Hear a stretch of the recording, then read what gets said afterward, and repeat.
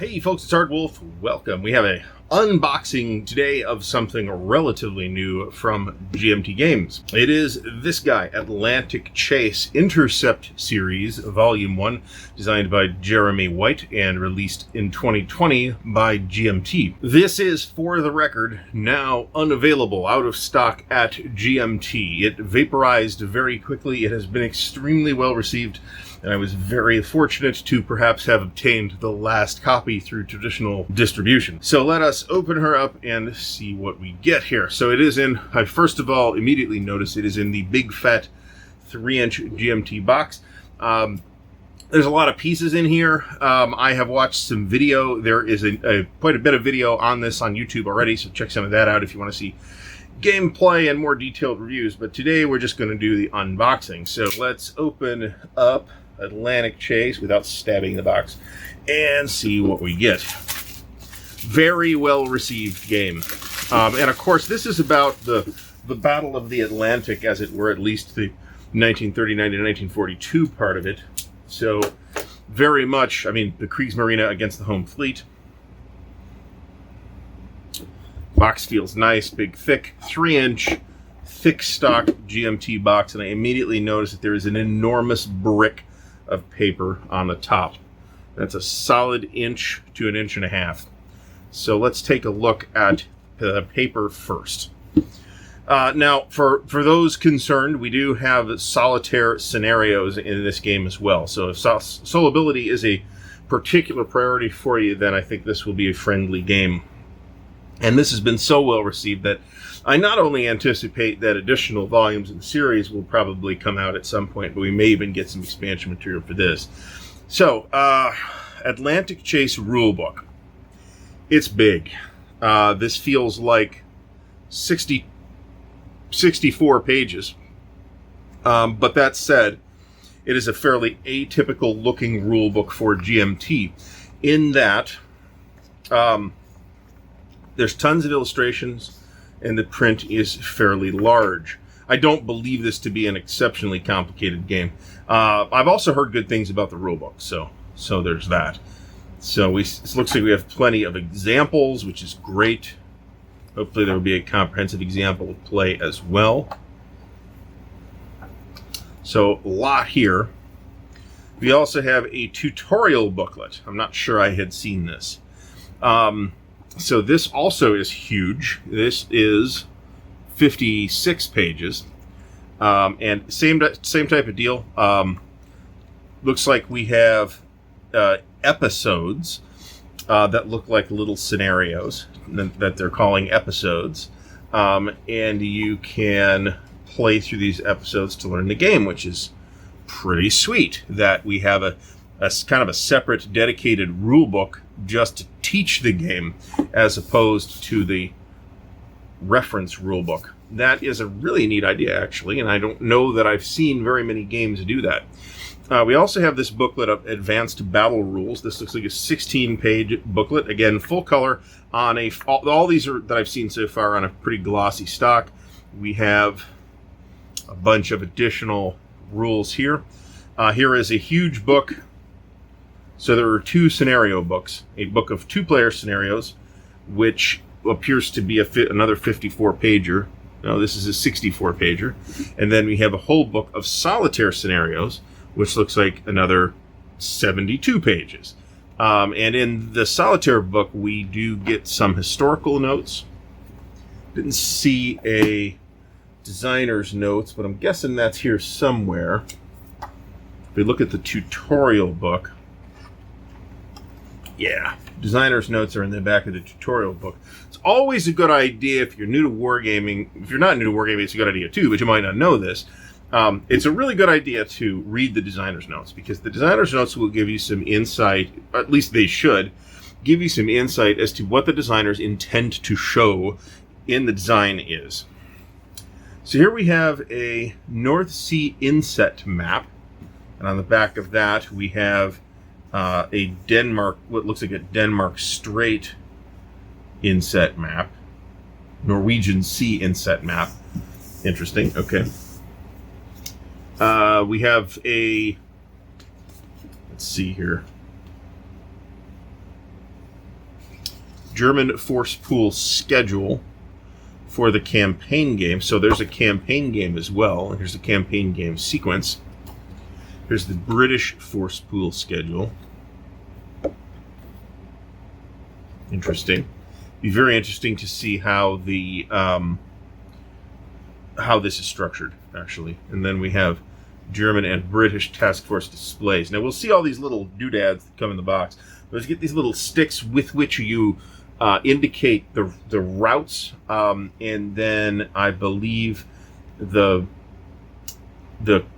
cylinders represent the located fleets once they're located, because you don't really know where they are. Gunnery tables. There's a ton of articles on this from when it was in development on GMT's website too. So we have what looks like 2 regular player aids and an advanced battles player aid. Okay, let's put this away. A lot of stuff in here so far. Think I can get it all back in the box in one counter tray, but I could be deluding myself as well. Okay, we do have... Alright, so we have a huge bag of wood. We have 4 6-sided dice. And we have the Atlantic Chase insert, which is very nice, but it will go into the recycling, I'm fairly sure. And then we have a counter sheet and a half and a mounted board. So let's look first at the counter sheets. So as you can see, the ships, at least the big ships, are represented by what look to be like 5/8 and then maybe by 10/8 inch rectangular counters. They're big counters.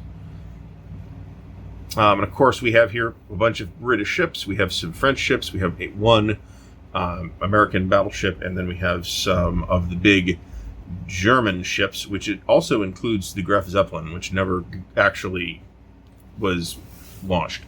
Very interesting, actually. Okay, so we actually have 2 different sizes of ship counters. We have the big ones, which look like they're for battleships and carriers. And then we have smaller ones, which look like they are 1/2 by 1 inch for presumably things like cruisers and such. And then we have convoy counters, too, and a proof of purchase, which is adorable. Okay. And a variety of markers over here. The counters are on the now standard GMT thick brown core stock, which I personally like quite a bit. We'll see if I can get it into my clipper. Now we have a whole bag of wood chips, including some spares. Interesting that the spares are black, so I'm not sure what's up with that. Are these more spares? Because these look like more spares. There's almost always spares in these things. So probably, judging from the color, these are the German ones, and these are the British ones, and these could be either or, I'm not sure. So, and then these look like the spares to me. And then I guess these black ones are for something. I don't know. GMT always seems to include a couple of spares of each type of wood piece when in all of their games that include wood. And let's look at the... I've already seen the board, of course, although I haven't had it under my greedy little fingers. See if... and it's a pretty handsome map.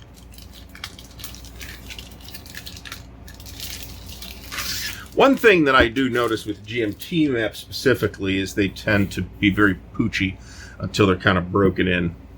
And you don't want to necessarily be too aggressive in trying to break them in because they can break. I have done that in the past. And I am guessing that if I called and asked for a replacement board because I broke one, GMT would probably just send me one. But, don't quote me on that. All right, we're upside down. We're not upside down. This is actually meant to be shown both ways. So, sort of a whole panorama of the North Atlantic, and the fact that you've got the looks like Canadian coast in here, and then of course you have your inset maps for the North Sea and the Norwegian Sea. One wonders if if and how the Murmansk convoys are represented in the game. That's a super interesting topic. It is the subject of GMT's other game at P17, PQ17, which I have and which I have not managed to play. So just at a glance here, let's see if we can reasonably get all this stuff back in the box in what I take to probably require 2 counter trays, and it looks like the answer to that might be no. So we might come up with an alternate solution, a non-counter tray, but also non-baggy solution for Atlantic Chase here. I'm glad I managed to get a hold of this, because I have a hunch that it's going to be very tough to get for a couple of years, because it is officially out of print. However, I am a resourceful fellow, and managed to scrape one up. I will tell you, this is what I bought was the last one, so by all means, go to Enterprise Games' website at enterprisegames.com and look around, and they have tons of great stuff, but unless he's got a secret stash of these, and you never know, this might have been the last one. But Atlantic Chase, very highly recommended game from GMT's recent catalog. So hopefully you have found this somewhat illuminating, and I hope that I have encouraged you to take a look at Atlantic Chase. Please do give the video a thumbs up. Please do subscribe to the channel, and if you'd like to help support Ardwulf's Lair, please do check out the links to the Ko-Fi, the Patreon, and the merch store down in the video description. Also, leave me any questions in the comments below. Until next time, thanks for watching, and happy wargaming.